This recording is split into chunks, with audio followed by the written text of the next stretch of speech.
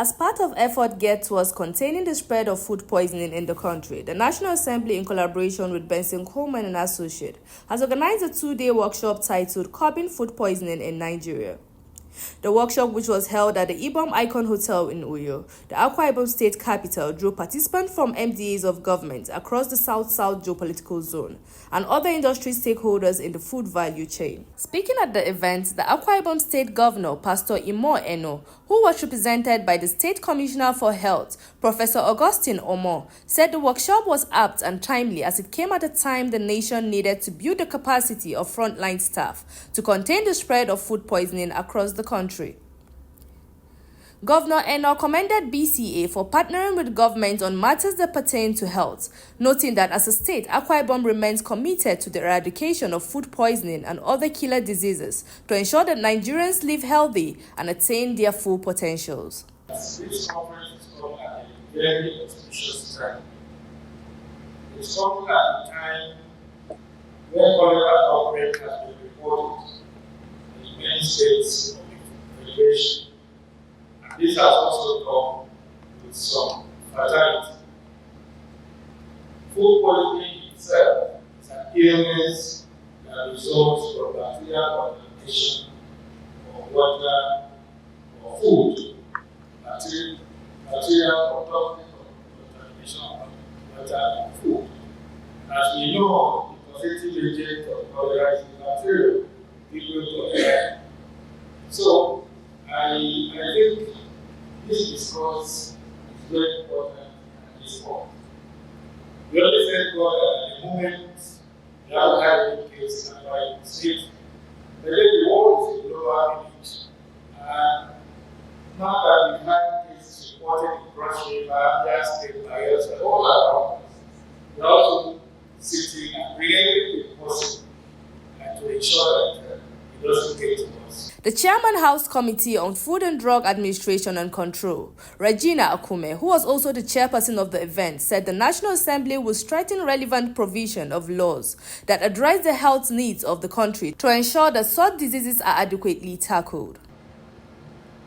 As we all know, food safety is a fundamental right of every citizen, and ensuring that the food we consume is safe and free from harmful substances is a responsibility that we must all take seriously.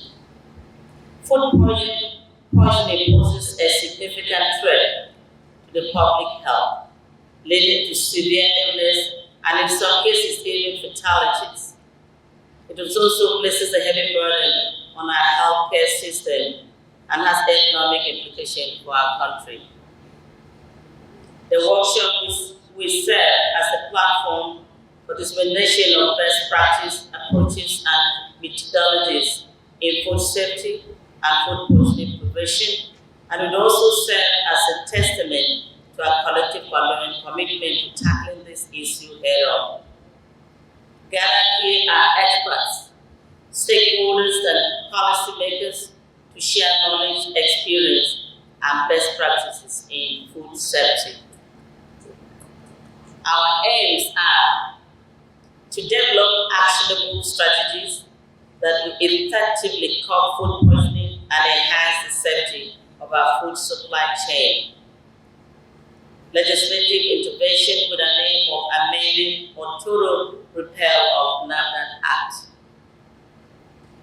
Passage of bylaw in the states of the Federation to cater for current economic reality on food safety. Raise awareness about the causes and consequences of food poisoning. Identify effective strategies for improving food safety and quality. Foster collaboration and networking among stakeholders. NAFDAC has been at the forefront of safeguarding the health of Nigerians through rigorous regulations and monitoring of food products. However, it is clear that we cannot achieve our objectives alone. Collaboration and active participation from all sectors, government agencies, the food industry, consumer groups, and the general public are essential in creating a robust food safety framework. In this workshop, we will explore various aspects of food safety, including detection and control of foodborne pathogens, the role of technology in monitoring food safety, and the importance of public awareness and education. By the end of our deliberations, I'm confident that we will have a clearer roadmap for mitigating the risk of food poisoning in our country. I urge participants to engage actively, share insights and purpose, and innovative solutions that can be implemented effectively.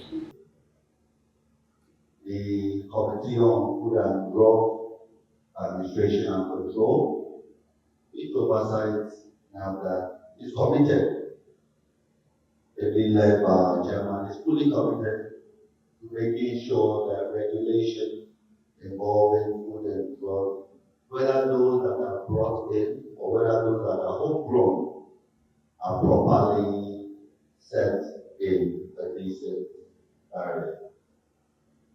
So I urge you all to please pay attention and participate really. As I mentioned earlier, this is an interactive session.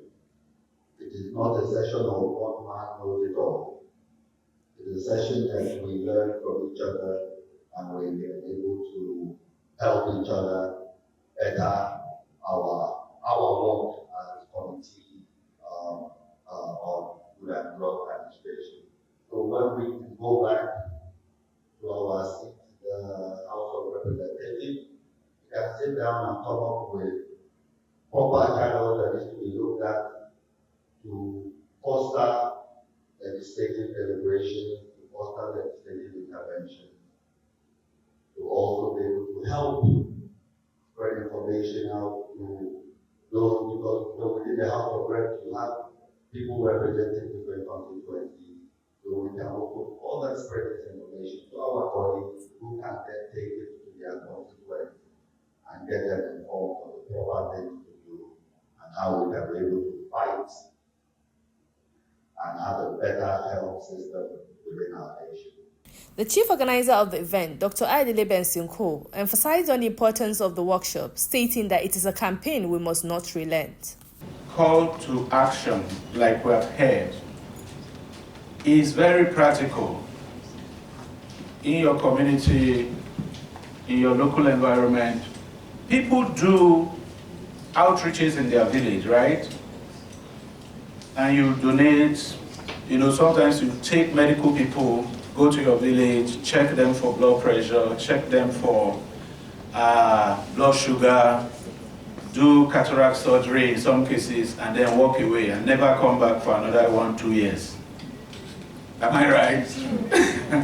But if you raise advocacy in your village, like we heard earlier, through just empowering the town crier to make some advocacy around some food safety practices, is also a way of impacting your community, because you're going to be reducing disease burden inadvertently by just helping the community in that way.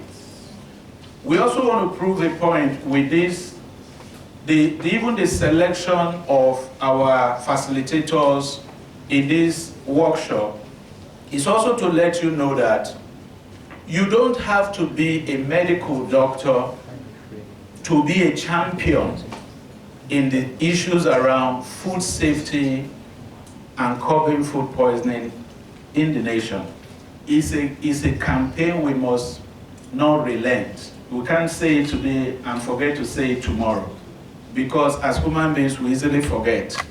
So we should keep advocating, keep saying the same things: proper hygiene, proper food handling processes, proper cultivating, food cultivation practices and the likes. We have to keep saying it to be able to achieve food safety and food security. Facilitators of the event emphasized on the importance of good hygiene and proper food storage as some of the ways of curbing the spread of food poisoning in the country. In all communities in Nigeria, for instance, wherever you go to, you see that those kind of open source display of foods that people will consume. Frankly speaking, it's a bit of concern because people are passing by, just like I said yesterday, what will kill a man will kill him, so there's no need to be bothered. It's a very bad behavioral statement and action. But the reality of it is that our people just display anything by the roadside. That's those of us that came from the north. That's what we call Kaswandiri night market. You see that all these things are displayed by the roadside.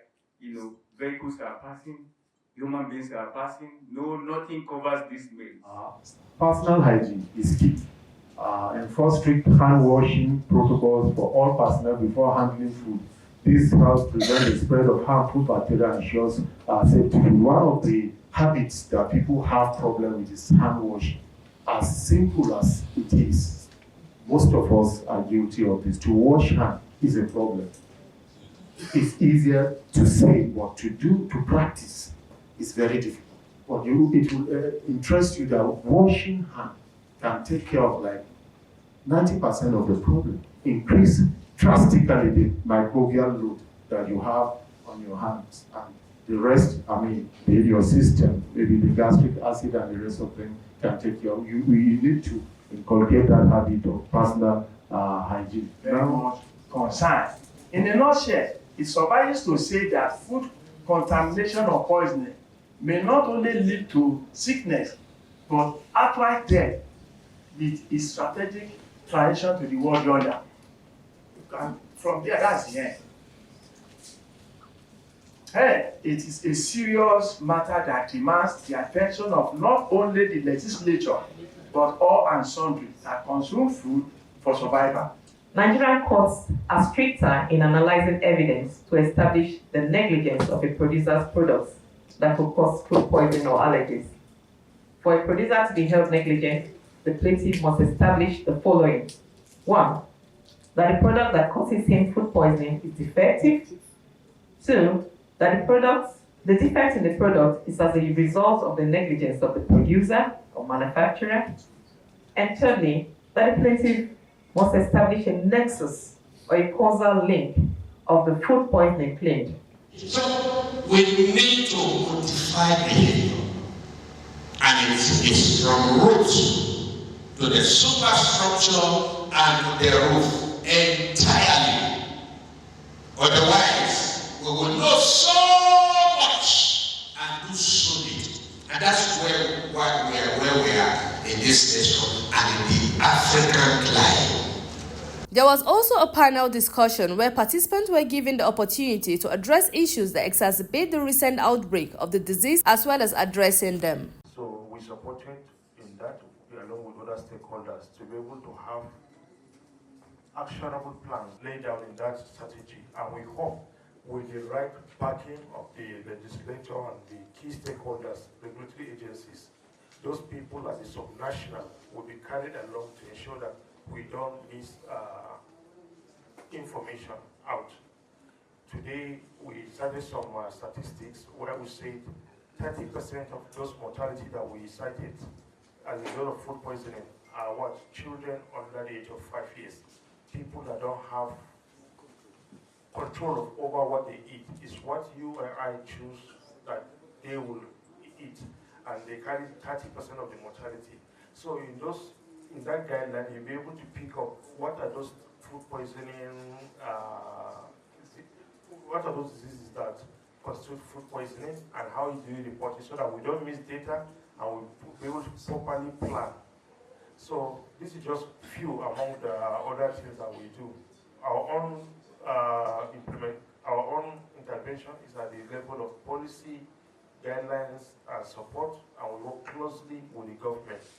And one thing I want to remind us is that when the WHO says, okay, these are the global recommendations, it's just recommendation. We're not forcing you. We're based on research and findings. If you follow this actionable plan, you achieve results. So it's left for the national stakeholders that will adapt those policies based on the resources they have and the context in the country. And I think with what we have on ground in Nigeria, I think we're on the right trajectory, and I believe if the resources are put in place, we'll be able to go somewhere. We protect consumers and we promote competition. Like what is happening now in price gouging, we walk in and we stopped all those things, because when you get to the market, if you buy something today at 50,000, you get back there tomorrow 80,000. So we have to stop it by closing or sealing the supermarkets that are doing that. We went into the market, we are enlightening them so much on how to store their products. Beans, all those things that they are using chemicals to store, we have enlightened them there. Moreover, we teach consumers their rights. You know your rights, you know, because if you don't know your rights, you will not know when somebody is stepping on your toes. So we do much of that. Then in the area of food poisoning, that's what we do more if we go on inspection. If we go on inspection, we check their water, we take their water, we check the environment. Even in the markets, we went to the markets too. We always check their water, take their water to the office to check the pH. And moreover, we'll always tell them where they will go for laboratory tests. Because some of them will just go to long side laboratory to run the test. And it will be giving you 5.5 and you're still using it to produce. Like there's a bakery we went in for inspection and their water is 5.5, which is not ideal.